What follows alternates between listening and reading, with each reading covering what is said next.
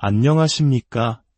지식과 역사의 깊이를 탐험하는 이 시간, 여러분과 함께하게 되어 기쁩니다. 우리가 살아가는 모든 시대는 저마다의 질문과 불안을 안고 있습니다. 특히 세상의 끝에 대한 이야기는 인류의 역사만큼이나 오래된 주제이자 수많은 이들에게 두려움과 동시에 막연한 희망을 주기도 했습니다. 오늘 우리는 성경의 마지막 책, 요한계시록이라는 심오한 텍스트를 통해 이 마지막 날에 대한 이야기를 나눠보고자 합니다. 할리우드 영화나 대중문화가 그려내는 자극적인 종말의 이미지 너머 이 책이 본래 담고 있던 진정한 메시지는 무엇이었을까요? 이 깊이 있는 여정을 시작하기에 앞서 만약 오늘 우리의 이야기가 여러분의 마음에 울림을 준다면 이 지혜의 빛을 주변 분들과 함께 나누어 주시길 바랍니다. 지식을 나누는 것은 어둠 속의 등불을 밝히는 것과 같습니다. 여러분의 구독과 공유는 저희가 이 등불을 계속해서 밝혀나갈 수 있는 큰 힘이 됩니다. 이 채널을 통해 말씀을 나누는 모든 분들께 하나님의 평강이 함께하기를 기도합니다.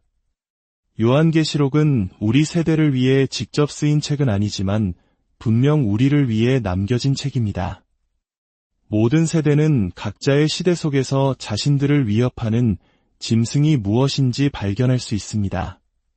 그렇기에 진짜 중요한 질문은 내가 혹시 실수로 짐승의 표를 받으면 어떡하지? 가 아닙니다. 근본적인 질문은 이것입니다. 나의 충성은 어디를 향하고 있는가? 우리는 매일 이 선택의 기로에 놓입니다. 직장에 갈 때, 가족과 함께 있을 때, 친구들과 어울릴 때, 학교에서 공부할 때, 우리는 매일같이 나의 충성을 어디에 둘 것인지 결정해야만 합니다. 이 문제를 먼 미래의 종말론적인 표식으로만 여기고 그때까지는 내 마음대로 살아도 된다고 생각해서는 안 됩니다. 아닙니다. 요한계시록의 저자는 바로 오늘 당신의 마음을 누가 소유하고 있는지가 가장 중요하다고 외치고 있는 것입니다. 우리는 마지막 날들이라고 불리는 시대에 살고 있습니다. 우리가 아침에 눈을 뜨는 매일은 예수님의 재림에 하루 더 가까워지는 날입니다. 그리고 하나님께서는 성령의 능력으로 지금 이 순간에도 일하고 계심을 우리는 믿습니다. 사도행전 2장에는 이런 말씀이 있습니다. 하나님이 말씀하시기를 말세에 내가 내 영을 모든 육체에 부어 주리니 너희의 자녀들은 예언할 것이요 너희의 젊은이들은 환상을 보고 너희의 늙은이들은 꿈을 꾸리라. 우리는 하나님의 영에 열려 있습니다. 우리는 초자연적인 세계에 깨어 있습니다. 우리는 하나님 크기의 꿈을 꿀 것입니다. 담대하게 진리를 말하고 거룩한 능력 안에서 걸어갈 것입니다. 그분의 영이 내 안에 나를 통해 그리고 내 주위에 부어지고 있습니다. 나는 바로 이 순간을 위해 지음받았습니다. 오늘 우리는 종말의 때, 특히 휴거와 용, 그리고 짐승의 표에 대해 이야기해 보려 합니다. 기독교 신앙을 오래 가져오신 분이든 아직 자신이 무엇을 믿는지 확신이 없는 분이든 이 주제는 모두의 호기심을 자극합니다. 세상에는 포스트 아포칼립스라는 장르가 생겨날 정도로 우리는 종말 이후의 세계에 대해 끊임없이 상상하고 이야기합니다. 오늘 우리는 성경이 이 주제에 대해 실제로 무엇을 말하는지 차근차근 풀어가려 합니다. 이야기의 핵심을 이해하기 위해 우리는 먼저 성경을 어떻게 읽어야 하는지에 대한 작은 교훈부터 시작해야 합니다.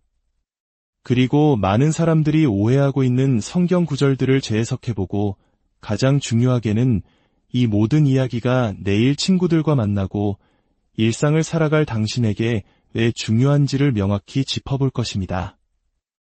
혹시 여러분 중에 이 모든 이야기가 나와는 상관없다고 생각하는 분이 계실 수도 있습니다. 괜찮습니다. 잠시만 열린 마음으로 들어봐 주십시오. 어쩌면 여러분이 우연히 이 자리에 있는 것이 아닐지도 모릅니다. 온 우주를 만드시고 지구를 돌게 하시며 인류를 창조하시고 그 코에 생기를 불어넣으신 하나님을 믿는다면 우리 삶에 우연이란 없다는 것을 알게 됩니다. 모든 것 뒤에는 그분의 신성한 손길이 있습니다. 잠시 후 제 이야기가 터무니없다고 느껴지신다면 그냥 잊어버리셔도 좋습니다. 하지만 만약 하나님께서 이 시간을 통해 당신에게 무언가 말씀하고 싶으신 거라면 어떨까요? 겸손한 마음으로, 열린 마음으로 하나님께서 오늘 우리에게 무엇을 말씀하시고 행하시려는지 함께 기대해 봅시다. 여러분, 상징적인 표현을 문자 그대로 오해해서 곤란했던 경험이 있으신가요? 예를 들어, 한 아이가 아버지가 속이 타는 것 같아 라고 말하는 것을 듣고 아빠, 심장에 불이 붙었어요. 라고 생각하며 겁에 질리는 상황을 상상해 보세요. 우리는 이것이 위산 역류를 뜻하는 관용적인 표현임을 압니다. 또는 공연을 앞둔 친구에게 행운을 빌어주기 위해 다리 하나 부러져라 라고 말하는 경우도 있죠. 정말로 친구의 다리가 부러지길 바라는 사람은 아무도 없습니다. 그것은 최고의 공연을 펼치라는 의미를 담은 상징적인 응원입니다. 일에 파묻혀 정신이 없을 때 머리가 터질 것 같아 라고 말하기도 하죠. 만약 정말로 머리가 터진다면 우리는 이 세상에 없을 겁니다. 이처럼 우리는 일상에서 수많은 상징과 비유를 사용합니다. 그런데 많은 사람들이 성경을 읽을 때, 특히 요한계시록을 읽을 때 이 상징적인 표현들을 문자 그대로 해석하는 실수를 범합니다.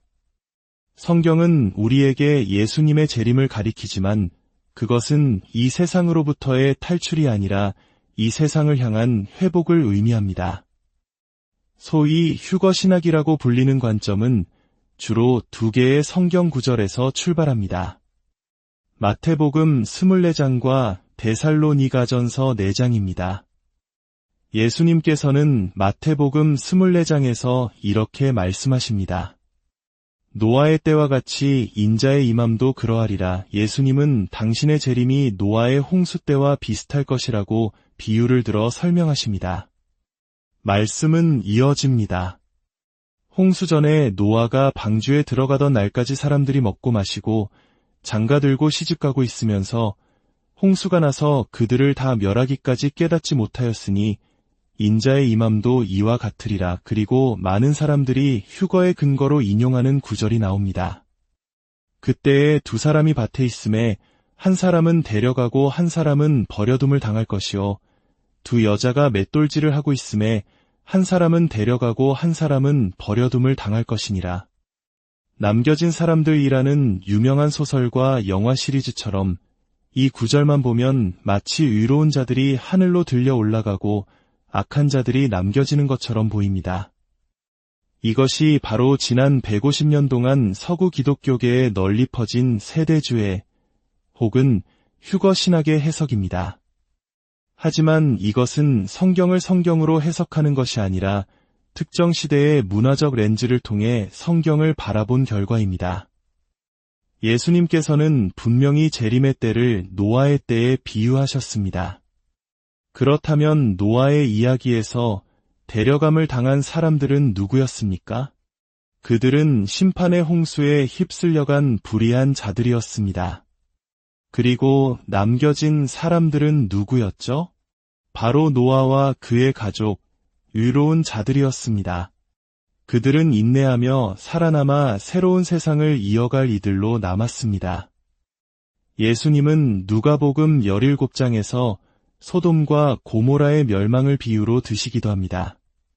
그 이야기에서도 데려감을 당한 것은 소돔과 고모라의 악한 사람들이었고 남겨진 것은 하나님께서 구원하신 롯과 그의 가족이었습니다.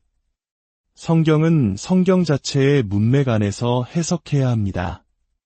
세상의 뉴스 헤드라인이나 국제정세, 특정인의 꿈이나 환상을 통해 성경을 재단해서는 안 됩니다.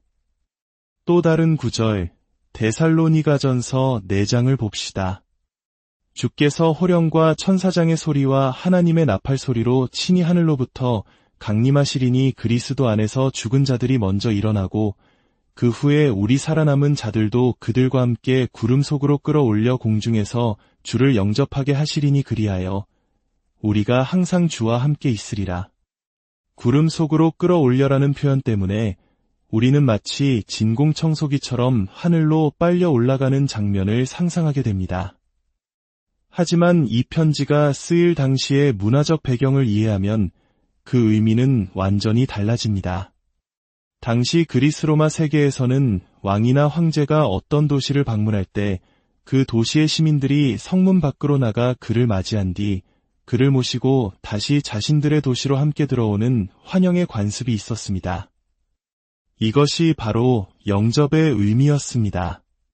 마치 한 나라의 대통령이 특정 도시를 방문할 때 공항 활주로에서 주요 인사들이 그를 맞이한 뒤 그가 머물고 연설할 장소까지 안내하는 것과 같습니다. 세계적인 신학자 톰 라이트는 이렇게 설명합니다. 데살로니가전서 4장의 요점은 구원받은 자들이 하늘로 채어 감을 당한다는 것이 아니라 그들이 돌아오시는 왕을 맞으러 나아가 그분을 다시 이 땅으로 호위에 모신다는 것이다. 이것이 왜 그렇게 중요할까요?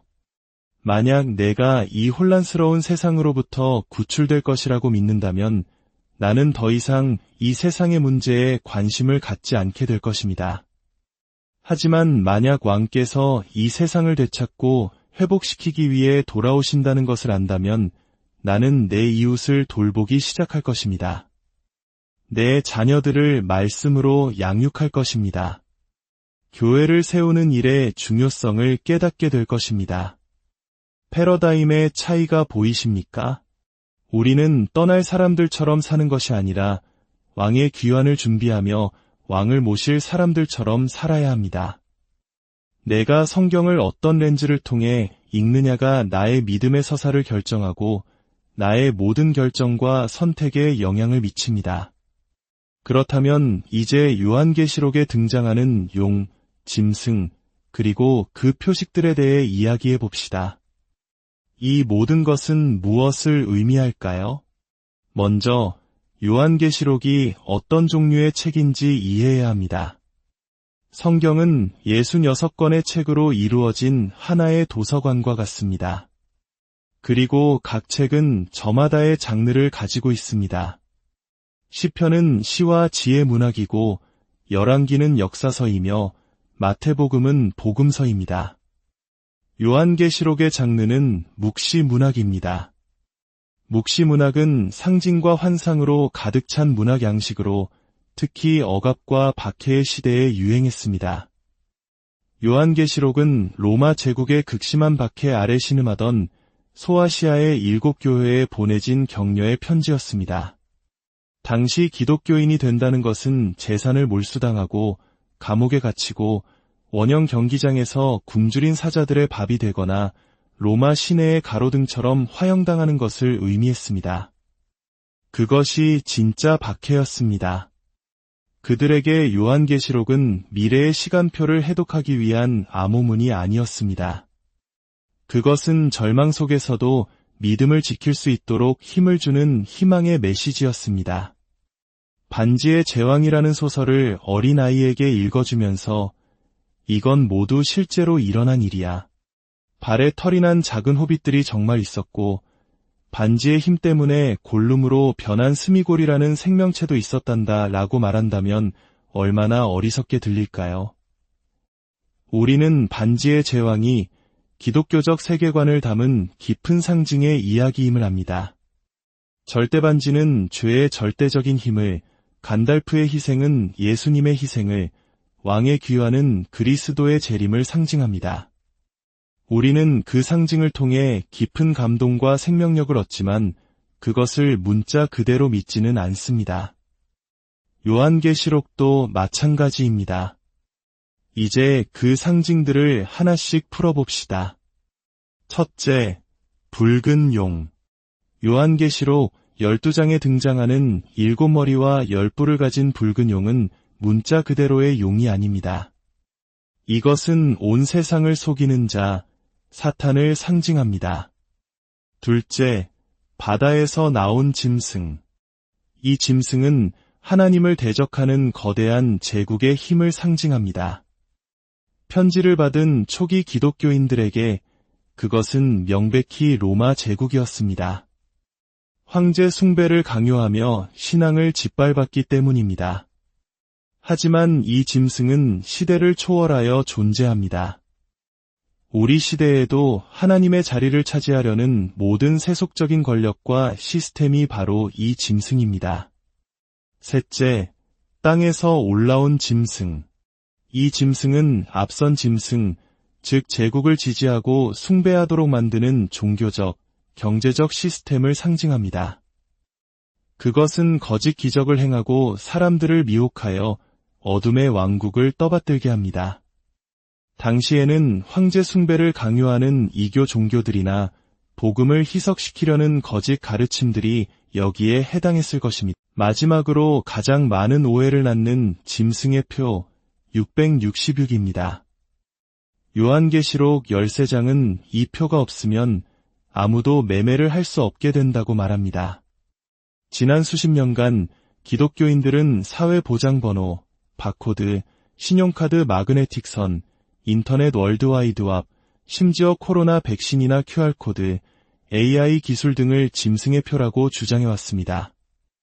하지만 이 모든 해석은 요한계시록이 1세기가 아닌 21세기에 우리에게 직접 쓰였다고 가정하는 오류를 범합니다. 1세기 교회는 백신이나 인터넷이 무엇인지 알지 못했습니다. 요한계시록은 상징적인 묵시 문학입니다. 숫자 666은 특정 인물이나 기술을 지칭하는 것이 아닙니다. 성경에서 숫자 7이 완전함과 신성을 상징한다면 6은 거기에 미치지 못하는 인간의 불완전함을 상징합니다. 6이 3번 반복된 666은 사탄, 적그리스도, 그리고 거짓 선지자로 이루어진 불경한 삼위일체를 따라서 짐승의 표는 마이크로칩이 아닙니다. 그것은 우리의 정체성과 충성에 관한 문제입니다. 짐승의 표는 우리가 실수로 다운로드 받거나 소화하는 무언가가 아닙니다. 그것은 우리가 의식적으로 선택하는 것입니다. 그것은 손이나 이마에 새겨지는 물리적인 표식이 아니라 그리스도가 아닌 다른 것에 우리의 충성을 바치는 것을 상징합니다. 구약 성경에서 하나님은 당신의 말씀을 손목에 메고 미간에 붙이라고 반복해서 명령하십니다. 왜일까요? 손은 우리의 행동을, 이마는 우리의 생각과 신념을 상징하기 때문입니다. 우리의 생각이 우리의 행동을 결정합니다. 결국 표를 받는다는 것은 형성된다는 의미입니다. 내가 무엇을 생각하고 무엇을 사랑하며 무엇을 위해 살고 궁극적으로 무엇을 예배하느냐가 나에게 표를 새기는 것입니다. 짐승의 표는 이 세상의 시스템에 순응하고 하나님이 아닌 세상이 제공하는 모든 것을 끌어안는 것입니다. 그러나 기억하십시오. 짐승의 표가 있다면 어린 양의 표 또한 있습니다. 요한계시록 7장은 하나님께서 당신의 종들의 이마에 인을 치신다고 말합니다. 그러므로 진짜 질문은 이것입니다. 당신의 삶은 누구의 표를 지니고 있습니까? 이 모든 것이 오늘을 살아가는 우리에게 왜 중요할까요? 첫째, 이것은 우리에게 관점을 줍니다. 세상이 무너져 내리는 것처럼 느껴질 때 요한계시록은 사실 모든 것이 제자리를 찾아가고 있다고 말합니다. 어린 양 되신 예수님께서 여전히 보좌에 앉아 계십니다. 당신이 겪는 고난이 이야기의 끝이 아닙니다. 최종적인 말씀은 하나님께 있습니다. 둘째, 이것은 우리에게 저항할 것을 촉구합니다. 짐승은 실제합니다. 단지 세대마다 다른 얼굴을 하고 나타날 뿐입니다.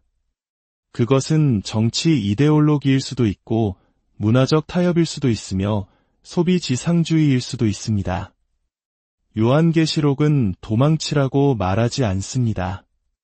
굳건히 서라고 말합니다. 세상의 문화와 이념에 물들지 말고 오직 십자가에 달리신 어린 양의 표를 받은 자답게 살라고 외칩니다. 셋째, 이것은 우리에게 희망을 불어넣습니다. 요한계시록은 심판으로 끝나지 않습니다. 회복으로 끝납니다. 새 하늘과 새 땅, 하나님께서 모든 눈물을 닦아주시고 다시는 죽음이나 슬픔이 없는 그곳을 약속합니다. 전쟁터에 파병되는 2명의 군인을 상상해 봅시다. 한 지휘관은 걱정 마라. 2주만 버티면 집에 갈 수 있다고 말합니다. 다른 지휘관은 이 전쟁은 2년 이상 갈 것이고 매우 혹독할 것이다. 하지만 우리는 너희를 훈련시켰고 준비시켰다. 그리고 결국 우리는 승리할 것이다 라고 말합니다. 총알이 빗발칠 때 어떤 군인이 더 잘 버텨낼까요?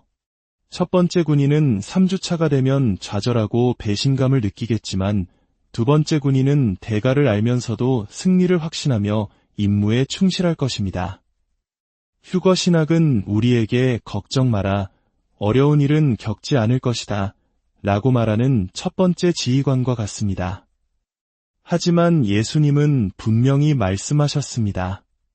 세상에서는 너희가 환난을 당하나 이 말씀이 우리를 낙담시키나요? 아닙니다. 성경은 나쁜 소식처럼 보이는 것을 전할 때 항상 그 뒤에 위대한 좋은 소식을 함께 전합니다. 예수님은 세상에서는 너희가 환난을 당하나 라고 말씀하신 뒤 이렇게 덧붙이셨습니다. 담대하라. 내가 세상을 이기었노라. 이것이 바로 요한계시록이 두려운 책이 아니라 축복의 책인 이유입니다. 우리는 두려움이 아니라 초점이 필요합니다. 예수님은 우리를 세상 밖으로 빼내기 위해 오시는 것이 아니라 그분이 시작하신 일을 완성하기 위해 다시 오십니다. 그러므로 준비된 삶을 사십시오. 담대한 삶을 사십시오. 그리고 어린 양의 표를 받은 자답게 살아가십시오. 주님, 때로는 삶이 너무나 벅차고 주님께서 하시는 일을 온전히 이해하기 어렵습니다. 솔직히 고백하건대 때로는 주님의 손에서 펜을 빼앗아 제 이야기의 페이지를 직접 쓰려고 했습니다. 그러나 오늘 주님께서 우리 믿음의 창시자여 완성자이심을 기억합니다. 이해할 수 없을 때에도 혼란스러울 때에도 고통스러울 때에도 이 펜을 다시 주님께 돌려드리며 저의 믿음과 소망과 신뢰를 온전히 주님께 둡니다. 두려움의 영이 아니라 능력과 사랑과 절제하는 마음을 주심에 감사합니다. 이 순간 주님께서 우리 안에서 행하시는 모든 일에 영광과 찬양을 드립니다. 예수님의 귀하고 거룩하신 이름으로 기도합니다. 아멘. 미래에 대한 저의 희망은 제가 선한 사람이거나 실수를 저지르지 않았거나 모든 것을 다 알기 때문이 아닙니다. 저의 희망은 오직 제가 예수님과 함께하는 여정을 시작했고 제 안에 있는 모든 것으로 그분을 신뢰하기 때문입니다. 그분과의 여정에는 시작점이 있습니다. 그것은 완벽해지는 것이 아닙니다. 그저 당신의 삶을 불완전하고 엉망인 모습 그대로 그분께 드리기로 선택하는 것입니다. 오늘 이 거룩한 순간에 그 여정을 시작하시겠습니까? 혹은 오랫동안 하나님을 떠나 있었다면 오늘 다시 돌아오시겠습니까? 마음속으로 조용히 이 기도를 따라해 주십시오. 사랑의 하나님, 저를 사랑하시고 제 삶의 목적과 희망을 주심을 압니다. 저는 완벽하지 않습니다. 저를 용서하여 주옵소서. 예수님, 제 삶을 주님께 드립니다. 예수님의 이름으로 기도합니다. 만약 이 기도를 드리셨다면 그것이야말로 우리가 존재하는 이유입니다. 당신은 혼자가 아닙니다. 우리는 당신의 여정에 함께하고 싶습니다. 하나님께서 이곳에서 그리고 여러분 각자의 삶에서 시작하고 계신 놀라운 일들로 인해 감사와 영광을 돌립니다. 우리는 주님이 필요합니다. 주님, 우리가 상상할 수 없었던 방식으로 우리 삶에 임하시고 역사하여 주옵소서. 예수님의 귀하신 이름으로 기도